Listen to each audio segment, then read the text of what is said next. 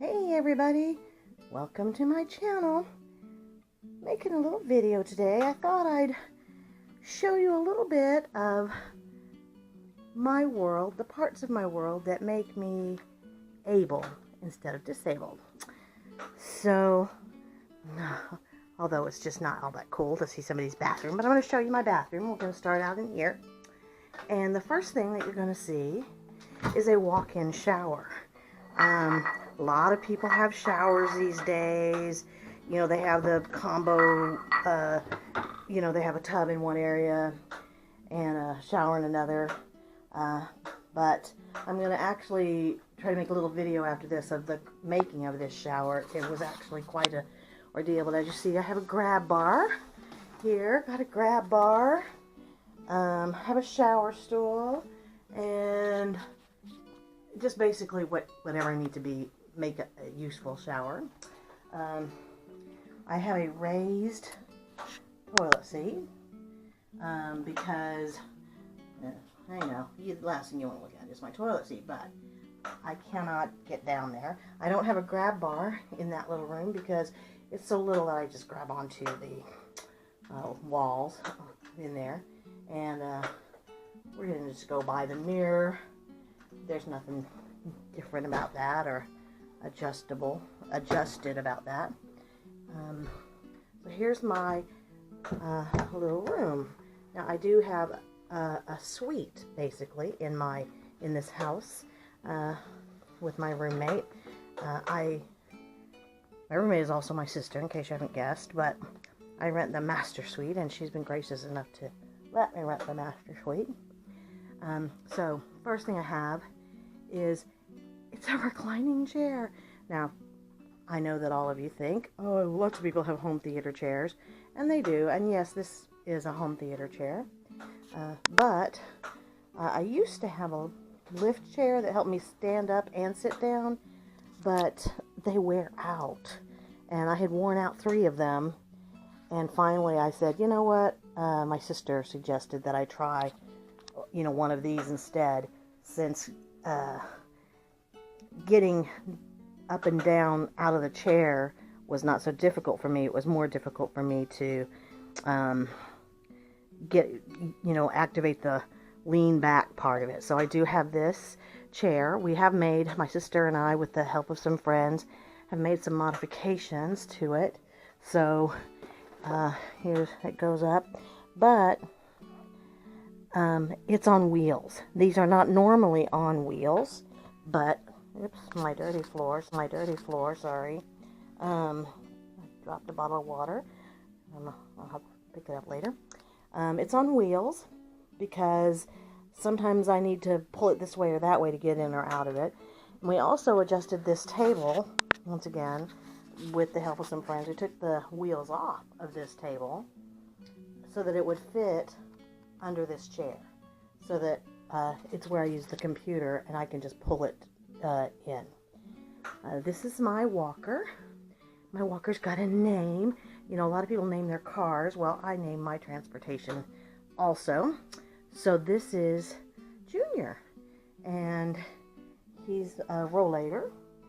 And whenever I go places with people that I get in their cars, I go with my walker. It's a little difficult for me because I have a form of muscular dystrophy, and I get tired really fast. I can't walk very much. So, but this is Junior, and Junior goes with me many, many places. Has a little basket in here that can carry things, and what I bring with me in Junior everywhere I go, let's see, in here, plastic silverware. Because believe it or not, a lot of restaurants think they're being really fancy with this big, heavy, old world like silverware, but I can't pick it up. It's too heavy for me, so I have to have this.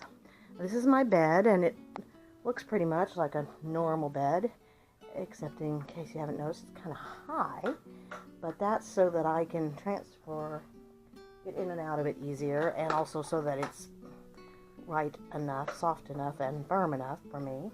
And it is an adjustable bed too. So I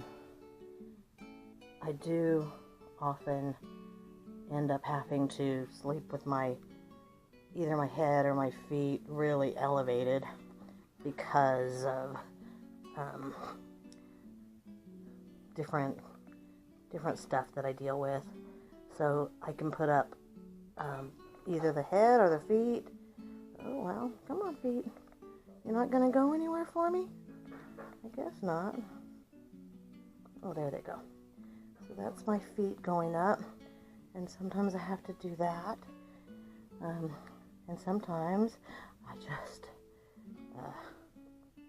go to flat land and make them even. Come on.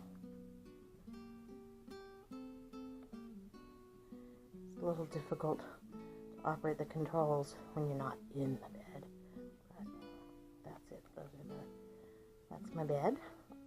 And I also put this up. This makes it much easier for me. This is, I have all of my lights on this type of remote control. I have two of these matching remote controls, one in here by my bed and one in by my recliner, so that I can easily turn lights on and off.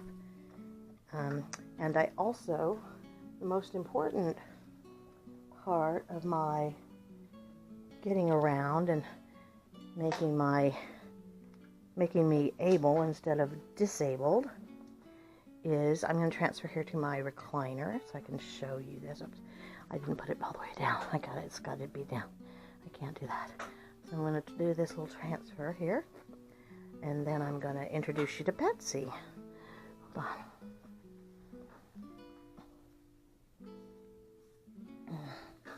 Betsy, here's Betsy. This is actually Betsy Mach 3. This is the third wheelchair that I've had, and the best that I've had so far. And Betsy is a what is the brand? A Quickie, I think is the brand name. But she's been formed specifically for me. A lot of people, a couple different people, I guess, a lot, not really true, but who have seen me sitting in my chair will make comments that, oh, the headrest is not right behind your head. That's because my head doesn't hit the middle. And but when sometimes in order to manage the pain, I have to lean back, and my chair can do this. And so when that happens, and I have to lean back, then my spine will straighten out a little as I lean back, and then my head is exactly hitting the headrest. So it works out. So this is Betsy, my trusted steed. I thought also, let me show you what I have with me on any given day here with Betsy. This is a little side bag, aspirin. I always have a bottle of aspirin with me. That's my garage door opener. That gets me in and out of the house. An air horn. I'm not going to go into it now. I'm not going to go into all the details, but about 5 years ago, I was robbed at gunpoint in my chair. And after that, with an eye to security, a couple people said, you should have a gun, you should this, you should that. But the truth is, if I had a gun, someone would just take it away from me. But an air horn is going to get a lot of attention. So I keep it right here in my saddlebag, and it's primed, it's ready all the time. I can set it off in a second. And the only other thing in my little saddlebag is one of these little multi-tools. One of these little multi-tools, because even though my tires are not pneumatic, they don't have air in them. If you get a nail or a screw or something in your tire, you're in trouble. You could ruin your tire. And so I've had to use it a couple times. I've had to find people when I was out and about a couple times and said, excuse me, sir, can I give you this tool? this little thing here, and you can take that nail or screw out of my tire, so I keep that handy here. I also have a backpack. I'm going to turn this down so that I can turn it. I have a bag on the back, and there's some things that I travel with all the time. Let me see if I can stick this up here. I can. Okay, let's turn this a little more. Okay, here's Betsy's bag. This is a little heating pad that I can plug in here into this USB point on the side of my chair. Of course, not in the summer when it's so hot. I don't use it, but heat sometimes helps when things are painful. So, heating pad, my little first aid kit. Never leave home without it. Not that I've had to use it much, but oh, this is just my tablet. I use it when I go to church. It's just easier than carrying a bunch of other stuff. So just my tablet. I need to plug it in anyway. I always have a few of these little emergency ponchos in case I get caught out in the rain. I always have several of them. See, there's 2. I think I have 3 of them in here right now. I always keep a few in my backpack because these controls, it's wisest not to let them get wet. So they're not uber sensitive to water. I mean, 1 or 2 sprinkles is not going to bother them, but you never know when 1 or 2 sprinkles is going to become a deluge. Ooh, I also have some sunscreen. Never leave home without sunscreen. So we've got some sunscreen in there. I've got, this is a handle for the bag if I needed to take it off for some reason. I don't know. Bottle of water. Always have a bottle of water. Oops, paperwork for my last doctor's visit. And,